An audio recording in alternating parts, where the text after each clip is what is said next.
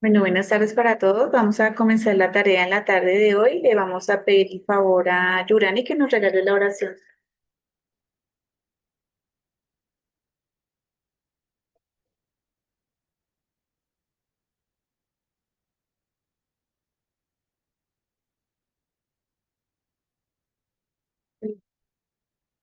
Buenas tardes para todos nuestros hermanos encarnados y desencarnados. Nos disponemos a cerrar nuestros ojos, elevar nuestro pensamiento con infinito amor hacia Dios para agradecerle por este bello día, agradecerle por la oportunidad que nos ha dado de existir, de poder reencarnar y de poder enmendar nuestros errores del ayer. Te damos gracias, Padre Celestial, por el alimento, por el abrigo, por el techo, por la salud, por nuestra familia, nuestros hijos y por todas aquellas pruebas y dificultades que pones en nuestro camino para nuestra evolución espiritual y moral.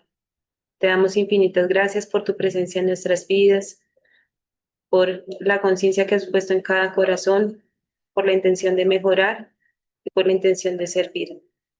Te ponemos en tus benditas manos este día, esta conferencia, su expositor y cada enseñanza que deje en nuestros corazones. Que así sea. Bueno, en la tarde de hoy, entonces, recordemos el congreso que tenemos el día 11, 12 y 13 de octubre en el Teatro Cafán para que los que no se han inscrito, pues tienen todavía tiempo para hacer ese proceso de inscripción para el congreso. Bien, el tema que nos corresponde, ¿qué pasó? El tema que nos corresponde en la tarde de hoy es criminales arrepentidos. Y de donde extrajimos la información es del libro de los Espíritus, el Evangelio según el Espiritismo y del libro El cielo y el infierno. Entonces vamos a tomar conceptos para enfocarnos en la temática en la tarde de hoy y vamos a definir a qué se refiere sobre criminal. Se refiere a la persona que ha cometido un crimen. Siempre decimos que un criminal es la persona que comete un crimen. ¿Qué decimos del arrepentimiento? Que es un sentimiento de pesar o remordimiento por acciones pasadas, acompañado de un deseo de cambiar y enmendar el error.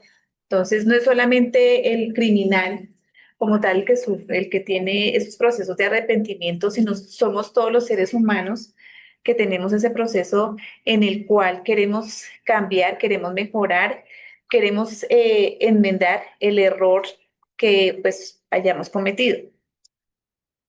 Y vamos a mirar un poquito por qué se dan esas situaciones de los criminales en el mundo y en el ser, a qué se debe esa situación de ellos. Entonces, desde la perspectiva psicológica, la criminalidad se analiza estudiando los procesos mentales, las emociones, comportamientos de los individuos que cometen delitos.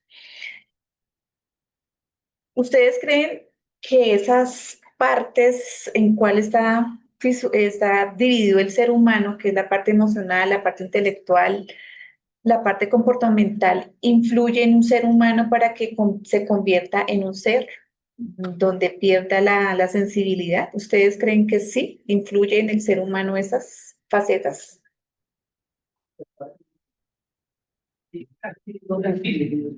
Sí. Donde uno hasta yo creo que hay bien un proceso de una persona así que quiere ser resentido, que es una persona normal como todos nosotros.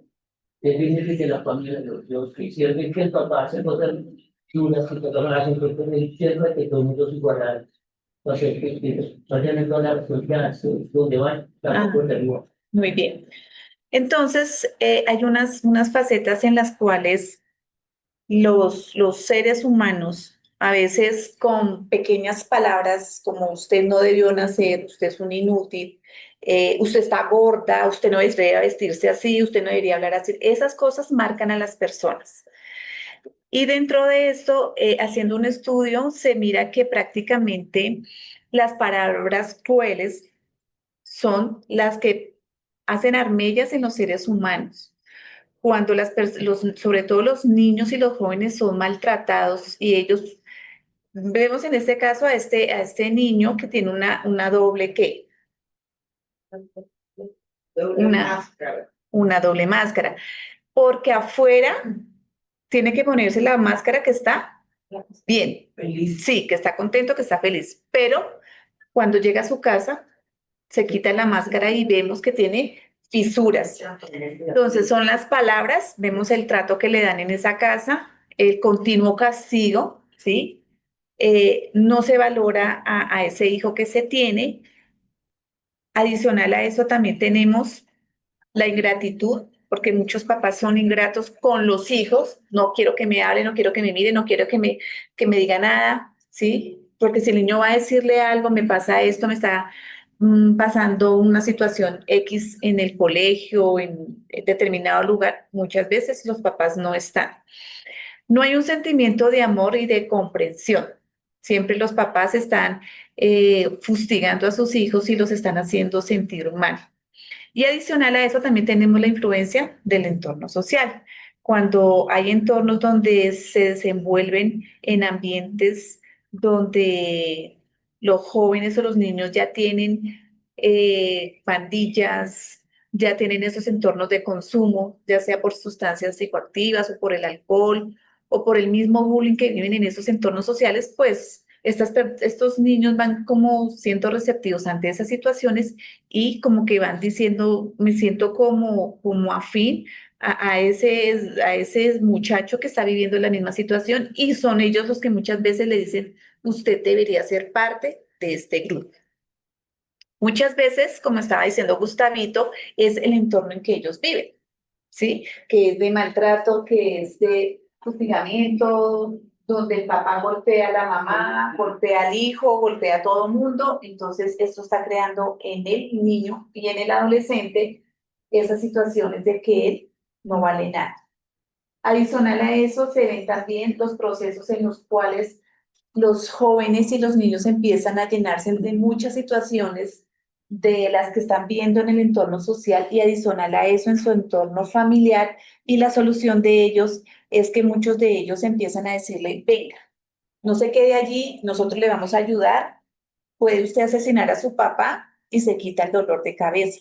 O puede usted asesinar a su mamá y se quita el dolor de cabeza. Entonces, les empiezan a trabajar mentalmente muchas situaciones en que ellos entran como en un estado de confusión y muchas veces vemos, pues hace poco vi un niño de 11 años que asesinó a su papá, a su mamá y fácilmente a su hermana de 4 añitos. ¿Sí? Entonces, uno dice, ¿qué es lo que pasa en estos jóvenes o en estos niños? Entonces también hay que mirar su parte psicológica, su parte emocional y empezar de que si son así, es porque vienen también con una tendencia desde el ayer.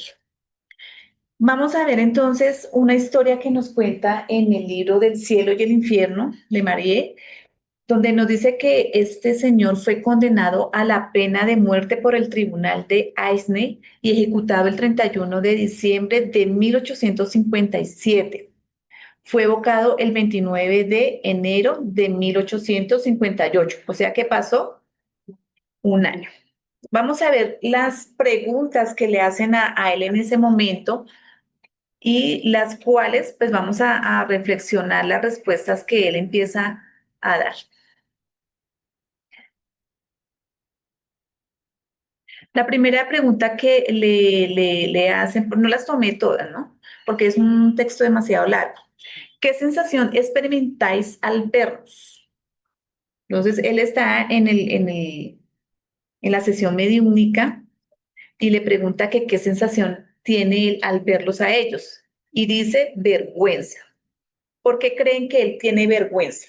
Vamos a analizar el esquema psicológico, el aspecto emocional de esa persona, pues para entenderlo más.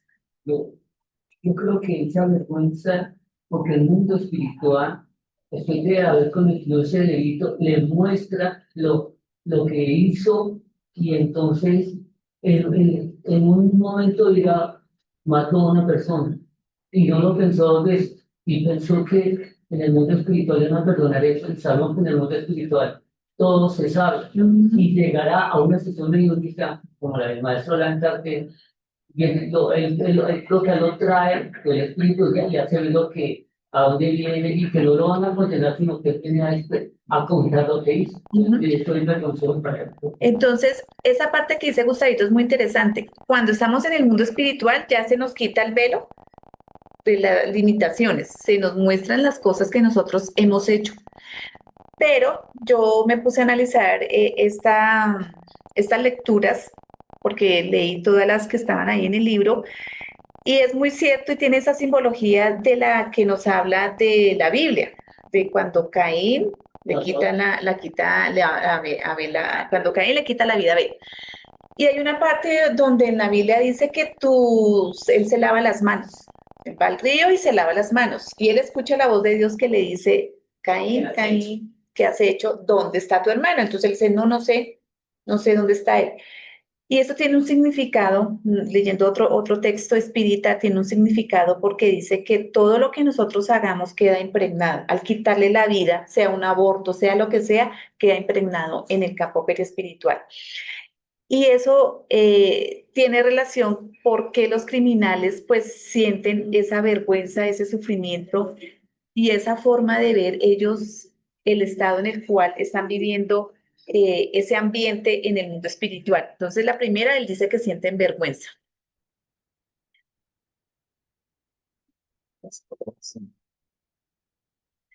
Dice, ¿habéis conservado la conciencia hasta el último momento? Y él responde que sí. Vemos que todo el proceso de llevarlo a él, desde la cárcel hasta la guillotina, porque es en los años donde pues utilizan el mecanismo de las guillotinas, él empieza a hacer ese proceso de yo qué fue lo que hice para terminar en este estado de que tenga que desencarnar de esta forma. Entonces empiezan esos procesos de autoevaluación y de conciencia.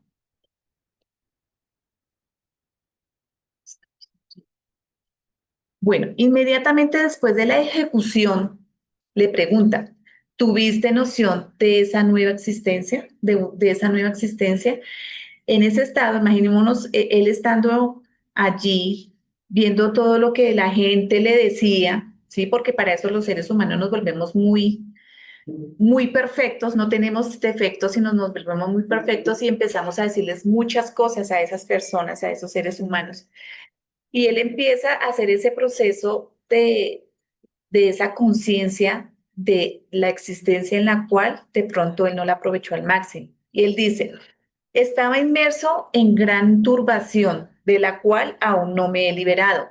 Sentí un dolor inmenso y me pareció que mi corazón era el que sufría. Vi rodar no sé qué cerca de la guillotina, es decir, ni reconoció que estaba rodando la cabeza de él. Vi la sangre que corría y mi dolor fue aún más urgente. Vemos que aquí el estado de dolor que más adelante él lo viene a desglosar más detalladamente, él siente un dolor, pues lógicamente el golpe de la guillotina, pero él dice que a pesar de eso, era también un dolor como interno, como un dolor que él no sabe cómo describirlo. Dice, se trataba de un dolor puramente físico, análogo al que resultaría de una herida grave de la amputación de un miembro. Por ejemplo, entonces a él le dice, como si te hubieran quitado una parte de tu cuerpo, le empiezan a contextualizar esa situación en la cual le están haciendo esa pregunta. Y él responde, no imaginan un dolor, un remordimiento, un gran dolor moral. Sentía el dolor físico y sentía el dolor moral, ¿sí? Entonces, démonos cuenta que es un dolor muy grande y es doble, porque a pesar de que sienten lo que les está sucediendo a su cuerpo, están sintiendo ese remordimiento, ese dolor moral. Y más adelante le preguntan, habéis comenzado a sentir ese dolor? A partir del momento en que quedé libre. O sea, en el momento en que ya no tuvo el cuerpo, ¿sí? Desencarna, el cuerpo pierde la vitalidad y el espíritu se desprende. ¿Quién sentía el dolor físico del suplicio? ¿El cuerpo o el espíritu? Y miren que me parece que es una persona muy lógica en lo que está diciendo. Dice, el dolor moral estaba en mi espíritu. El cuerpo sentía el dolor físico. No obstante, el espíritu ya desligado aún sentía un reflejo de ese dolor físico. Para ser una persona de pronto que uno dice, o siempre uno cataloga de que las personas que cometen esos crímenes siempre son, siempre los cataloga la sociedad de que son personas de que no tienen conocimientos. Pero para mí esa persona era que tenía un gran conocimiento porque dice el dolor moral estaba en el espíritu, ¿sí? De otro hubiera contestado, no, el dolor solamente lo sentí cuando fue la parte física. Pero él dice que sentía ese dolor y adicionalmente después dice, después de que se desliga del cuerpo, sigue en el mundo espiritual sintiendo ese dolor físico y también espiritual. Es verdad que el cuerpo vive todavía durante algunos instantes después de la decapitación y quien está sometido a ese suplicio tiene conciencia de sus ideas. Él responde, el espíritu se retira de a poco. Cuando más lo retienen los lazos de la materia, menos rápida es la separación.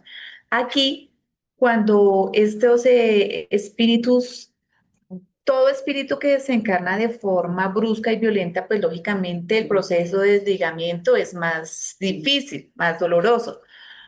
Pero si la persona adicional de eso tiene consigo apegos, ya sean materiales, ya sean sentimentales, ya sean económicos, sea la situación que tenga el de apego, le va a ser más difícil esa separación del espíritu y el cuerpo, pues el cuerpo queda ahí, pero el espíritu queda ahí viviendo esa situación de desligamiento de una forma muy dolorosa y más difícil. Luego le preguntan, ¿cuál fue el primer sentimiento que experimentasteis al ingresar en vuestra nueva existencia? Un sufrimiento intolerable, una especie de remordimiento punzante cuya causa ignoraba. Lo que decíamos, las personas si se preocuparan por conocer sobre la vida espiritual, pues les quedaría más fácil entender y comprender que hay cosas que no se deben hacer, ¿sí? Entonces, como pues los seres humanos, la mayoría no se preocupa por la parte espiritual, pues es más difícil para ellos entender y comprender cuando han partido al mundo espiritual. Este ser dice que estaba viviendo un remordimiento punzante. ¿Cuál sería esa faceta de él donde hace que tenga ese remordimiento? En qué parte está? ¿En la parte intelectual, en la parte emocional o en En la parte moral, en la conciencia. Cuando la conciencia da cuenta el error que ha cometido y experimenta ese dolor moral. Muy bien, en la parte de la emocional que está ubicado en la parte de la conciencia, ¿sí? Y también en la intelectual, porque al combinar esas dos, hay un dibujito que se tiene en psicología que es la parte del cerebro y la parte del corazón, porque al combinar esas dos, el ser humano retroalimenta lo que es la parte de la conciencia, ¿sí? Y se habla de que está en esas dos partes. Luego nos dice, ¿os habéis reunido con vuestros cómplices ejecutados conjuntamente con vos? O sea, esta persona no solamente fue la que cometió el crimen, sino tuvo unos cómplices. Y dice, sí, para vuestra desgracia, el hecho de vernos constituye un suplicio continuo, pues cada uno acusa al otro por el crimen cometido. Entonces, van todos a ese mismo lugar, a ese mismo sitio, pero el uno culpa al otro, el otro culpa al otro y se van culpando, pero ninguno llega a decir, realmente nos equivocamos, no debimos haber cometido ese dolor, ese sufrimiento hacia, me imagino que pues lo hacían como con muchas personas. ¿Habéis encontrado a vuestras víctimas? Y miren lo que les pausa a él, les sucede a él con la respuesta. Las veo, son felices, me persiguen con sus miradas. Siento que penetraron todo mi ser. y es en vano que intente huir de ellas. ¿Sí? Entonces, el verlos a ellos bien, el verlos que ellos no están padeciendo ningún sufrimiento y yo veo que estas personas a las cuales ellos les quitaron las vidas son personas que tuvieron esa oportunidad de perdonarlas, porque en las lecturas hablan de que estos seres que fueron asesinados les dieron el perdón a estos seres. ¿Qué sentimiento experimentáis al verlas? Vergüenza y remordimiento. Yo las saqué del mundo con mis propias manos. Entonces, él hace la reflexión continuamente, ¿sí? De esa vergüenza y ese remordimiento que tiene y que él no debió haber cometido dentro con los compañeros que estaban con él. Se percibe que hay uno que de verdad está muy compungido, muy arrepentido de haber cometido pues asesinatos en su vida. ¿Y cuál es el sentimiento que vos les causáis? La piedad, ¿sí? Porque se nota que estos seres lo perdonaron, tuvieron misericordia de esas personas y simplemente en sus oraciones allá a nivel espiritual le piden al Padre Celestial también misericordia. Acá se sienten odio, deseo de venganza y mire la respuesta de él, no. Hacen votos para que llegue la expiación. No podéis imaginar el suplicio terrible que significa deberle tanto a quienes odiamos. Vemos acá que sí son esas personas que tuvieron de verdad compasión con ellos, no le guardan ningún sentimiento a ellos de venganza, ni de odio, ni de resentimiento, sino al contrario, ellos están en esa oración pidiendo por estos seres en el mundo espiritual para que vayan poco a poco siendo más conscientes del dolor y el sufrimiento que han causado en el entorno. Me parece bonita la respuesta que él también dice acá, están esperando que llegue prontamente la forma de expiación. Acordémonos que siempre nosotros aquí en este plano corporal, en el planeta Tierra, estamos pasando esos procesos de expiación, de mejoramiento, de prueba, de cambio para poder seguir avanzando y de seguir progresando. Luego dice, lamentáis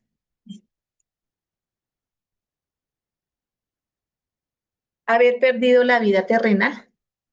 Y él responde, lo único que lamento son mis crímenes. Si lo ocurrido aún dependiese de mí, no volvería a sucumbir.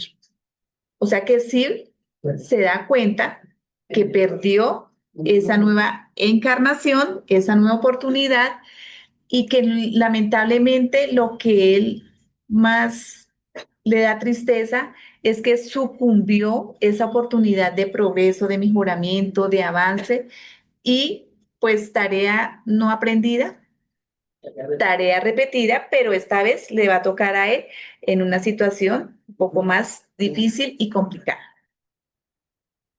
Dice, la inclinación, esta es la pregunta clave de la que estábamos viendo al inicio. ¿La inclinación al mal estaba en vuestra naturaleza o recibisteis la influencia del medio en que vivíais? La inclinación al crimen estaba en mi propia naturaleza, dado que yo era un espíritu inferior. Quise elevarme rápidamente, pero pedí más de lo que mis fuerzas podían soportar. Me consideré fuerte, de modo que elegí una prueba ardua, pero acabé por ceder a las tentaciones del mal. Él es consciente de que es un espíritu inferior, que se había hecho un proceso en el mundo espiritual para que él mejorara y él cambiara, pero él todavía tenía arraigado en él esa tendencia al ser una persona que le quitaba la vida a los demás. Si hubieseis recibido buenos principios, miren esto tan bonito, a través de la educación os habríais desviado de la senda del crimen. ¿Ustedes qué creen? No voy a poner la respuesta. ¿Ustedes qué creen? Sí, sí, claro, sí. ¿Por qué? Porque cuando no hubiera una relación ¿Por qué qué, Mari?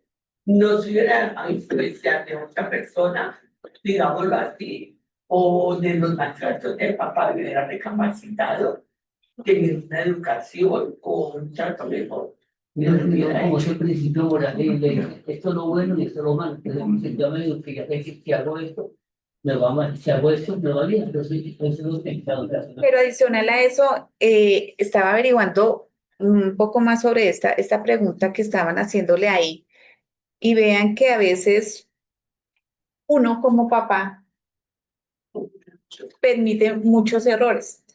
Hay lugares, hay casas, ¿no? Donde son felices viendo que matan gente, que la degollan, Entonces, eso internamente está llenándole la cabeza al niño de que eso es algo novedoso, algo normal, y empiezan esos niños, se hizo un estudio con esos niños que veían muchas de esas películas donde eh, golpean, violentan a las personas de forma macabra, y a ellos les parecía eso supremamente normal. Cuando salen después de ver esas películas tan horribles, se hace un examen con ellos y se ve que sí hay una alteración a nivel sanguíneo. ¿Sí?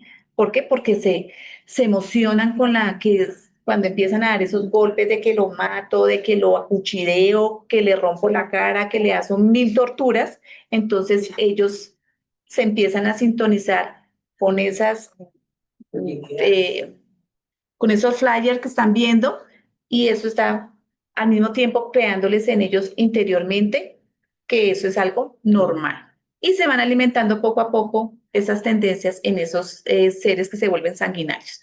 Pues como hay personas que dicen, no es lo que entra por los ojos, pero sí es por lo que entra en los ojos. Todo lo que uno vea de esas películas tan pesadas, que los domingos uno solamente ve que matan y matan y matan y matan gente, entonces los niños son felices a veces viendo esas películas. Ajá. Entonces, mira la respuesta. Sí, pero es que últimamente los papás como que por quedarlo allá aquí, que esté quietecito, vea lo que quiera. En la respuesta que él da, sí, pero yo había escogido la condición en que nací. Sí, él escogió esa misma entorno en cual nacer, pero si se le hubiera dado una educación, una directriz moral, ética, espiritual, no hubiese decaído y no hubiese sido una persona que se equivocase. Luego le hacen la siguiente pregunta: ¿y en este momento vuestro arrepentimiento es sincero? ¿Ustedes qué creen que él contesta? Yo creo, sí. Sí, claro, por todo lo que él ha contestado. O veo lo que he hecho. Y él siente un gran arrepentimiento de todo el dolor y el sufrimiento que se ha causado primero él mismo y también a las personas a las cuales les ha quitado la vida. ¿Cómo esperáis repararlos? Y él responde, mediante nuevas pruebas, aunque parece que existe una eternidad entre ellas y yo. Porque pues él lo ve así por las distancias en las cuales y en el ambiente, en el mundo espiritual que él está viviendo esas situaciones tan dolorosas, tan lamentables, y pues para él se le va a hacer eterna esa oportunidad de que pueda volver nuevamente a este plano corporal. Y en el capítulo 11 dice, amar al prójimo como a sí mismo, nos habla sobre la caridad con los criminales. No lo tomé todo porque también es extenso, tomé algunas partes que son muy importantes, y en el ítem 14 dice, debéis amar a los desdichados, a los criminales como criaturas de Dios, a las cuales se les concederá el perdón y la misericordia si se arrepienten, al igual que se os concederá a vosotros mismos por las faltas que cometéis contra su ley. Y esta lectura tiene algo muy bonito. Dios ama a todos sus hijos, Seamos buenos o seamos malos, Dios nos ama a todos. Y me pareció muy bonito donde dice que el Padre sí concede ese perdón y la misericordia siempre y cuando uno se arrepienta. Porque uno ve personas que no se arrepienten de lo que hacen, ¿sí? Entonces, ahí en la lectura dice que es importante ese sentimiento del arrepentimiento que tenga el ser como tal y que Dios, pues, nos concede a todos la misma oportunidad de avanzar y de progresar porque todos violentamos la ley, todos violentamos la ley, así tengamos o no conocimiento, todos violentamos la ley de alguna u otra manera. Pensad que vosotros sois más reprensibles, más culpables que aquellos a quienes rehusáis el perdón y la conmiseración, puesto que muchas veces ellos no conocen ¿a quién? A Dios, como vosotros lo conocéis, y por eso se les pedirá menos que a vosotros. Entonces tiene mucha lógica cuando en el Evangelio nos dice al que más se le da. Sí, sí, no, sin miedo. O sea, al que más se le da, más se le pide. ¿Por qué? Porque el que tiene más conocimiento espiritual, ético, intelectual, pues está en las condiciones de razonar más de las situaciones. Pero el que no, está en una ¿qué? Ceguera, en una espiritual. Por eso muchas de estas personas, como vimos, se desenvuelven en ambientes muy dolorosos, muy difíciles, pues ahí no se inculcó el sentimiento o el hábito de ¿qué? ¿De qué? De oración. De oración, muy bien, Rosita, de oración. Es el más importante, el de oración.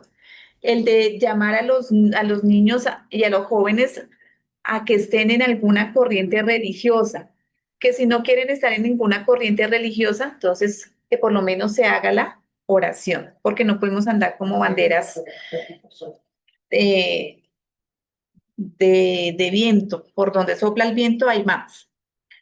Me pareció eso muy bonito también lo que nos dice, no juzguéis o no juzguéis de ningún modo, queridos amigos, porque el juicio que vosotros pronunciaseis os será aplicado aún con mayor severidad y tenéis necesidad de indulgencia por los pecados que cometéis sin cesar. ¿No sabéis que hay muchas acciones que son crímenes delante del Dios de pureza y a las que el mundo ni siquiera considera como faltas leves? ¿Ustedes qué opinan con esa pregunta que nos dejan ahí? Uno escucha a las personas cuando cogen a un violador, ojalá le hagan, ojalá le quiten, ojalá, ojalá, ojalá. Pero muchas veces nosotros también somos criminales y lo vamos a especificar acá. Cuando una mamá comete un aborto, pero no solamente la mamá, también el papá, que el papá le dice, listo, le doy la plata, vaya, hágalo, pero eso nadie lo va a saber. Ahí se está cometiendo un crimen y eso ante los ojos de Dios no queda impune. Cuando las personas a veces les dañan la reputación a otras personas, ¿sí? Y eso ahí se está cometiendo también un crimen. Cuando las personas utilizan diferentes máscaras. Aquí me porto bien y allá tomo, fumo, bailo, salgo con mujeres, hago lo que, porque nadie me está viendo. ¿Sí? Entonces ahí se utilizan las máscaras.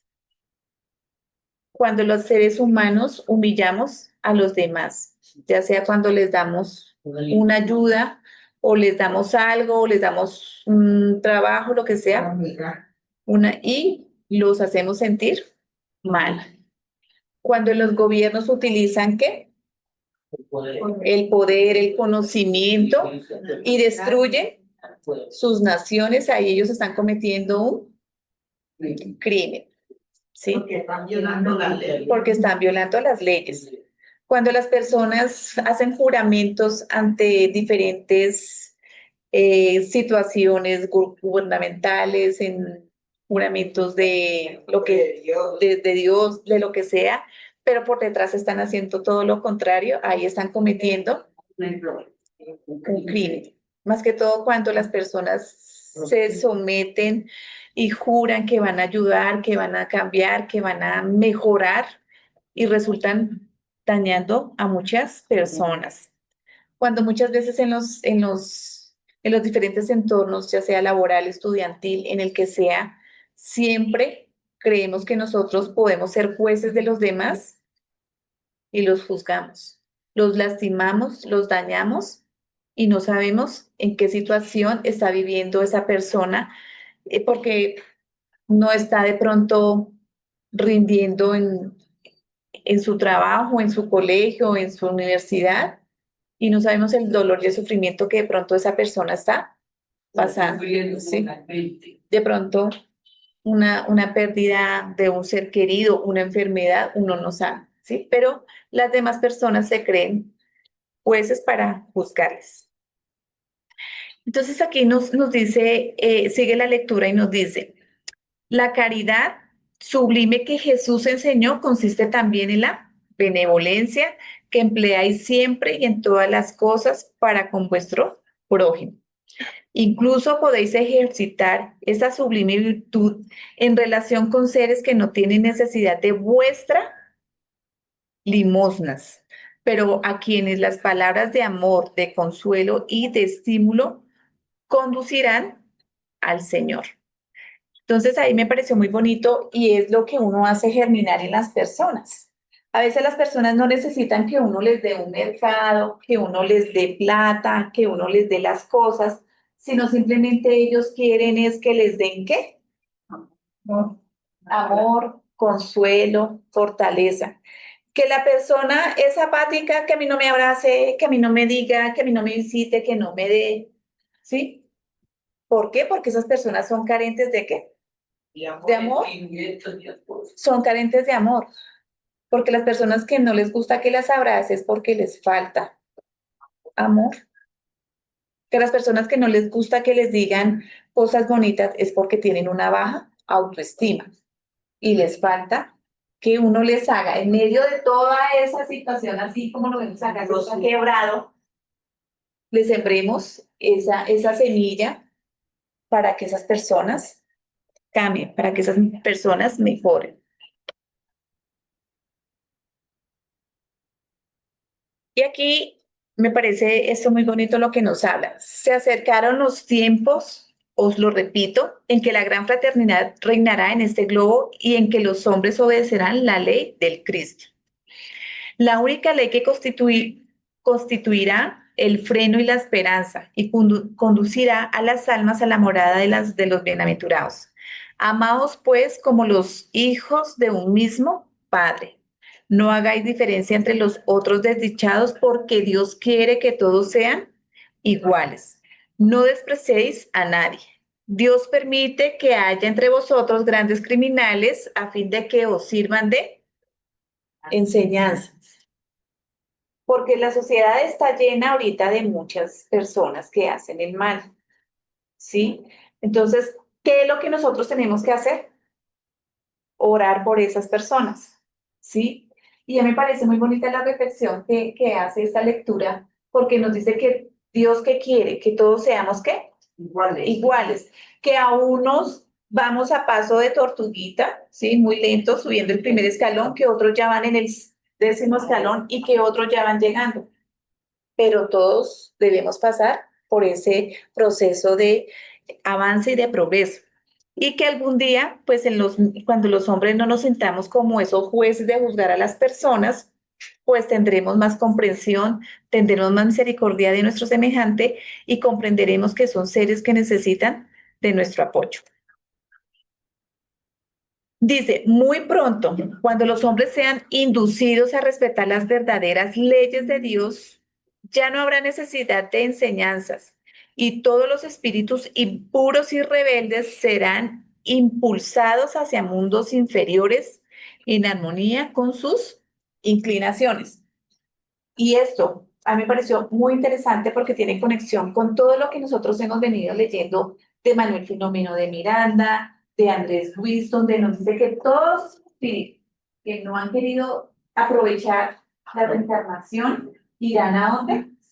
A mundos inferiores, ¿sí? Pero que al ir a esos mundos inferiores no quiere decir que se van a quedar allá eternamente. Tendrán que vivir ellos esos procesos de aprendizaje y tendrán que vivir esas experiencias porque ellos las requieren de esas maneras y de esas formas. Debéis aquellos de quienes hablo el socorro de vuestras oraciones. En eso consiste la verdadera caridad. Nunca digáis a un criminal, es un miserable. Hay que eliminarlo de la tierra. La muerte que se le impone es demasiado benigna para un ser de esa calaña. No, no es así como debemos nosotros hablar. Pero es el cultivo de todos los días, hermanos, eso alimenta al ser humano cuando uno escucha lo que escucha en la radio, en la televisión. Es el cultivo que la nada. Sí, es un cultivo y es un chip que nos están metiendo, pero los seres humanos que estamos estudiando la doctrina espírita, pues no debemos pues decir esas cosas de que ojalá le quiten, ojalá le pongan, ojalá, no. Lo que debemos es hacer ¿qué? Oración por ellos, porque son espíritus que andan en una ceguera espiritual. Contemplad a Jesús, vuestro modelo. ¿Qué diría él si viese a ese desdichado a su lado? Se compadecería de él. Lo consideraría como un enfermo digno de lástima. Siento que el Maestro Jesús, siendo un espíritu tan bondadoso, tan amoroso, tan perfecto, el Maestro jamás lo señalaría, jamás lo juzgaría, sino al contrario, lo que él hace es que acogerlo, darle amor, consolarlo, porque pues son seres que necesitan del consuelo del Padre Celestial y del Maestro Jesús, y eso es lo que nosotros debemos también realizar. Le tendería la mano. Realmente vosotros no podéis hacer lo mismo que Jesús, pero al menos podéis rogar por ese criminal y asistir a su espíritu durante los pocos instantes que aún le quedan por pasar en este plano corporal, ¿sí? Entonces, siempre debemos orar por esas personas que hacen tanto dolor, tanto daño, y que nosotros no somos ni Dios ni Jesús para decirle, ay, ojalá lo manden a la silla eléctrica, porque hay personas que a veces uno le escucha eso, o que yo le haría, o que, sí, nosotros ya no tenemos por qué hacer eso. Simplemente debemos tener compasión y misericordia de esas personas y colocarlas en oración. Dice, el arrepentimiento puede conmover su corazón si rogáis con fe. Es vuestro prójimo, al igual que el mejor de los hombres, su alma descarriada y rebelde fue creada como la vuestra, para perfeccionarse. Así pues, ayudadlo a salir del Senegal y orad por él. Y este mensaje nos lo da Elizabeth de Francia en Havre de 1862. Me pareció, es muy largo, muy extenso, pero escogí cositas de verdad que son importantes y que nos sirven para nosotros tener en cuenta de que estos seres que cometen tantas cosas terribles, lo que necesitan en ese momento son nuestra misericordia, nuestra comprensión y sobre todo nuestras plegarias. Y pues me parece bonita la reflexión que Divaldo nos hace cuando dice, lo que tenemos, lo dejamos, y lo que somos, nos llevamos. Entonces, ¿qué nos llevamos? O sea, nos llevamos todas las cosas materiales. ¿Sí? No. Las cosas espirituales. Las cosas materiales se quedan acá, en el plano corporal. Solamente nos llevamos todo el bien y también las cosas malas que hicimos también nos van a acompañar. Y aquí, pues, en el Instituto de Planeamiento de las Reencarnaciones, aquí es donde estas personas, estos criminales, tendrán que hacer la finita, ¿sí? A estos pabellones, y es allí donde el Padre Celestial, que le delega a esos espíritus amorosos el plan como ellos deben de reencarnar. de venir a expiar todo el dolor y el sufrimiento que ellos han causado. Entonces hay ese plan para que ellos pues reencarnen y puedan enmendar el daño que han causado. Y pues en el libro Los Mensajeros, en el capítulo 16, pues se nos habla de ese puesto de socorro donde todos aquellos seres que llegan en diferentes situaciones de dolor y sufrimiento son ayudados, son orientados y allí se les dan a ellos las luces, las herramientas, el consuelo necesario que necesitan, pero que no les dicen, ah, pues usted fue un gran asesino, no, venga, usted merece nacer en un palacio y hacer 1000 cosas, ¿sí? No, tendrá que nacer en situaciones totalmente difíciles para enmendar el dolor del ayer. ¿Ustedes se acuerdan de esta partecita? Sí, yo me acuerdo. Él es el que atentó contra el Papa Juan Pablo II cuando estaba. Él fue el que atentó con el Papa Juan Pablo II. Fue un gesto muy bonito que tuvo el Papa Juan Pablo II después de que salió de su recuperación, de irlo, saludarlo, darle la mano. Muchas personas se opusieron de que el Papa hiciera este gesto tan maravilloso, pero me pareció algo muy bonito porque es de que le nazca a uno, ¿sí? Porque no voy a ir a hacer propaganda, no, voy a ir a hacer que voy a darle el perdón al muchacho, pero me pareció un bonito gesto de él. Hablaron, tuvieron un momento de intimidad porque pues le estaban limitando al Papa de no entrar a la cárcel a hablar, pero el Papa pues dijo, yo tengo derecho de tener una conversación privada con él y fueron unos momentos donde el Papa le da a él la oportunidad de decirle, cambie, mejore, yo lo perdono, no lo vuelva a hacer, ¿sí? Entonces, es algo muy bonito y pues si la persona es receptiva y acepta ese mensaje y hace un cambio en su vida, es algo productivo. Pero si la persona sale y sigue lo mismo, pues ahí sí, como dicen, en el mundo espiritual le presentan la película y él no puede decir, yo no sabía, yo no supe, a mí nadie me ayudó, a mí nadie me consoló, nadie me dio una palabra de cariño, porque si se lo presentan ahí en ese momento, pues van a decir, tuvo la oportunidad, porque no cambió, porque no mejoró. Y pues lo que el Maestro Jesús nos hace la invitación es que el dolor del semejante, pues al Maestro Jesús también le duele, ¿sí? De la persona que le quita la vida a los niños, ¿sí? Un garabito, un señor garabito, que él necesitaba o necesita de nuestras oraciones por el daño que causó. Y el Maestro Jesús nos dice, oremos por todas esas personas que han hecho tanto dolor, que han causado tanto sufrimiento, los guerrilleros que causan en nuestra nación tanto sufrimiento, tanto dolor.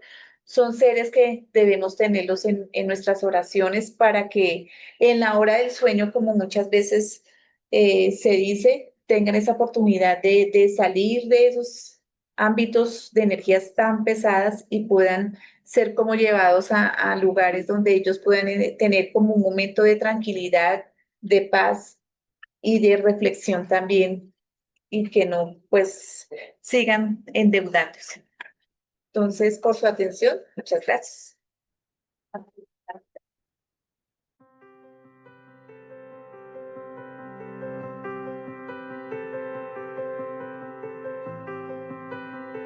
Cinco, presencia de luz.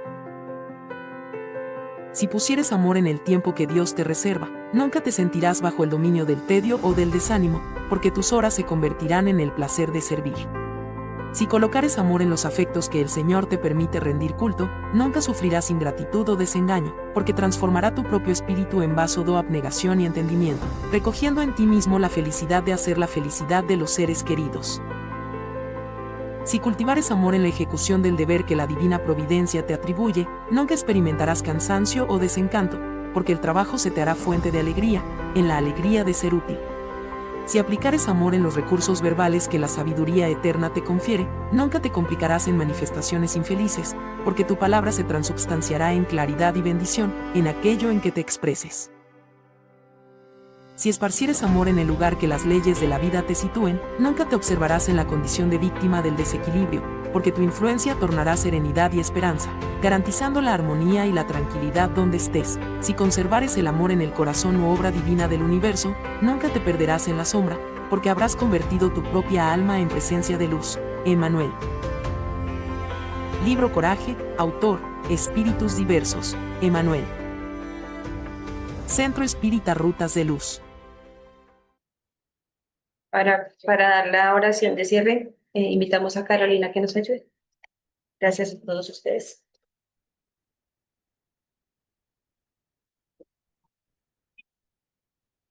Buenas tardes. Nos disponemos y unimos nuestro pensamiento para darle gracias a Dios por este día, por esta oportunidad, por cada vez que podemos venir acá y aprender. Gracias infinitas por la salud que nos da a cada uno y a nuestras familias. Un pensamiento especial por todos aquellos espíritus equivocados, criminales, por cada vez que nosotros también hemos cometido un crimen de cualquier forma en la que lo podamos haber hecho, por todas las personas que están enfermas, en las clínicas, en los hospitales, por todas las personas que vienen y los espíritus que llegan aquí también buscando un esclarecimiento. Que la paz y el amor de nuestro Señor Jesucristo siempre nos acompañe y que así sea.